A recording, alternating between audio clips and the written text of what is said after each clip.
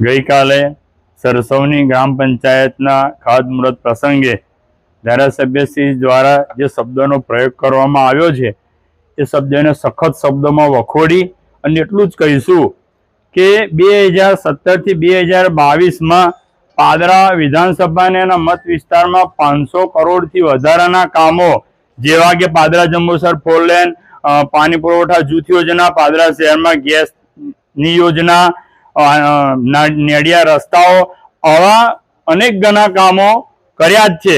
અને જ્યારે આપ શ્રી ધારાસભ્ય તરીકે ચૂંટાયા ત્યારે ખાતમુહૂર્તનું પહેલો જ પ્રસંગ ચોકારી મુકામે પાણી પુરવઠા જૂથ યોજનાની ટાંકીનો કર્યો હતો।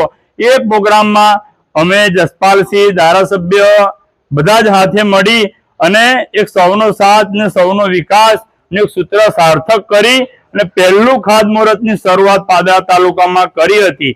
એટલે વિકાસની વાતમાં અને સાચા ને સારા કામમાં ક્યારેય આયા નથી અને આ તાલુકો પાદરા તાલુકો અને પાદરા શહેર વિકાસની રાહે ખૂબ આગળ વધે, ખૂબ ઝડપથી વિકાસ થાય એવું દરેક પાદરા વિધાનસભાનો વ્યક્તિ એ ઈચ્છા રાખે છે અને એ સાચી ને સારી વાત છે।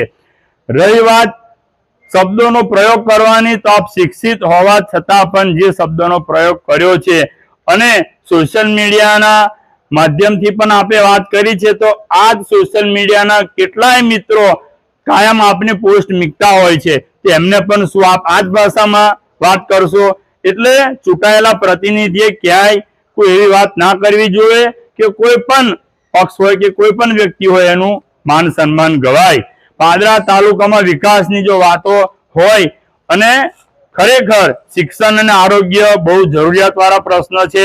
પાદરા તાલુકામાં 261 આંગણવાડીમાં આજે 71 આંગણવાડી એવી છે કે જેની પાસે પોતાના મકાન નથી, ભાડાના મકાનમાં કે પંચાયત ઘરમાં કે કોઈ વર્કરના ઘરમાં આંગણવાડી ચલાવવી પડે છે। એવી જ રીતે પાદરા તાલુકામાં શિક્ષકોની પણ ખૂબ ઘટ છે। તમે તપાસ કરશો ગામે ગામ તો 142 શાળાઓમાં 1 થી 5 ના વિષય અને 6 થી 8 ના વિષયમાં પણ ખૂબ શિક્ષકોની ઘટ છે। એટલે આ બધી મૂળભૂત જરૂરિયાતો પણ ટાઈમે થવી જ જોઈએ।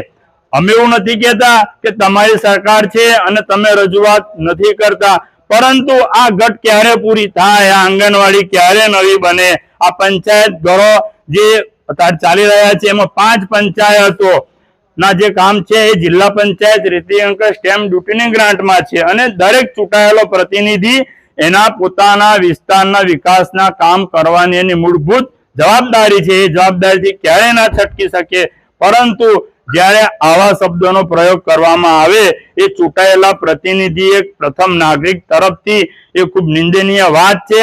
વાત જ્યારે પક્ષની તમે કરી અને સરખામણી કરી તો તમે પોતે પણ 2017માં આ જ પક્ષના આ સિમ્બોલના ધારાસભ્યને જીતાડવા અને મદદ કરવા મહેનત કરી હતી।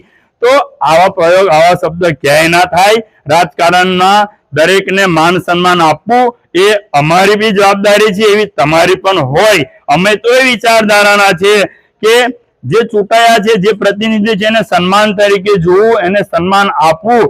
ક્યાંય કોઈને નીચો બતાવીને આપણે ઊંચા છે એ વાત ક્યારેય ના કરી શકાય। તમે પાદરા તાલુકામાં તમામ રીતે સારો અને સારું કામગીરી થાય એવી ચોક્કસ બધાય આશા અને અપેક્ષા રાખે છે। ફરી ક્યારે આવા શબ્દોનો પ્રયોગ ના કરો એવી અમે પણ આપની પાસે આશા રાખીએ। સન્માન ને સન્માનથી જ વાત થાય, અપમાનનો બદલો અપમાનથી પણ થઈ શકે છે। કોંગ્રેસના પેટમાં તેલ રેડાય છે એવું કહે છે। કોંગ્રેસના પેટમાં ક્યાંય તેલ નથી રેડાતું। કોંગ્રેસના પેટમાં તેલ રેડાયું હોય તો 2017 થી 2022માં છાતી ઠોકીને પ્રૂફ સાથે કહેવાનું 500 કરોડ રૂપિયાના કામો ગુજરાત સરકારના બજેટમાંથી મંજૂર કરાવ્યા છે। 1 કરોડ રૂપિયા પણ ઓછા નહીં, 500 કરોડથી વધારના કામ કર્યા છે। પાદરા તાલુકાનો આજ દિન સુધીનો ઇતિહાસ જોઈ લો, બધા જ ધારાસભ્યોએ કામ કર્યા છે, આજથી લઈ અને પૂર્વ તમામ ધારાસભ્યોએ કામ કર્યા છે। હું એવું નથી કહેતો કે જસપાલસિંહે આ કામ કર્યા છે, પરંતુ સાચી અને સારી વાત જેને કરી છે એનું જગ જાહેર કહેવું એ સાચા અને સારા નેતાની નિશાની છે। કોંગ્રેસ તરફથી આપ જે નિવેદન આપી રહ્યા છે તો કયા મુદ્દે આપી રહ્યા છો? કયો શબ્દો પ્રયોગ કરી છે? શેના માટે આપી? એમને ગઈકાલે કે સાજાને સારા કામમાં જે હવનમાં હાડકા નાખે છે અને રાક્ષસી વંશજોની વાત કરી છે, તો સાચા અને સારા કામમાં અમે કોઈ જગ્યાએ હાડકા નાખીએ એવું એનું એક પ્રૂફ હાલે. બીજી વાત કે જો આવા હતા તો 2017માં આપ કેમ કોંગ્રેસ જોડે રહ્યા? તમારા મોટા ભાઈ 2012માં જોડે હતા, નરેન્દ્ર મોદી સાહેબ જોડે હતા. અને પાદરા તાલુકાનો ઇતિહાસ જુઓ તો ઘણા બધા કોંગ્રેસી લોકોએ આ પાદરા તાલુકામાં કોંગ્રેસ ચલાવવા ઝુંબેશ ઉઠાઈ છે અને એમાં સાર્થક પણ રહ્યા છે.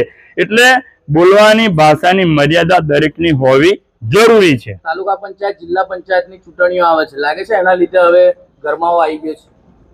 કે દરેક પાર્ટી પોતાના પક્ષની વાત મૂકવા માટે ચોક્કસ મજબૂતાઈથી રજૂઆત કરે, પરંતુ અમે કોંગ્રેસમાં એવું માનીએ છીએ કે વાત મૂકવામાં તમારા સંસ્કાર, તમારી શાલીનતા, તમારી સભ્યતા આ હોવી ખૂબ જરૂરી છે. રાજકીય રીતે તમે પ્રતિસ્પર્ધી હોઈ શકો, તમારી વાત મૂકી શકો, પરંતુ તમામ વાતમાં છેલ્લે એક જ વાત, બોલવાની ભાષામાં મર્યાદા ખૂબ જરૂરી હોય છે. કોંગ્રેસની કેવી તૈયારી ચૂંટણીમાં? કોંગ્રેસની ફૂલ તૈયારી છે. ચૂંટણી પંચના નિયમ પ્રમાણે જ્યારે ચૂંટણી આવશે ત્યારે કોંગ્રેસ ચોક્કસ ચૂંટણી લડવા મક્કમ છે. અને આપ મીડિયાના મિત્રોના માધ્યમથી એટલું ચોક્કસ કહીશ કે આગામી સમયમાં તાલુકા પંચાયત કોંગ્રેસની બનવાની છે. કોઈ બે મત નથી આ વાતમાં.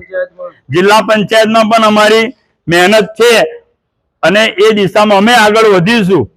વિધાનસભામાં શું તૈયારી? વિધાનસભાની આજથી જ માહોલ એવો છે કે અમને ચૂંટણી ડિક્લેર થાય તો કોંગ્રેસ ચોક્કસ જીતેલી છે.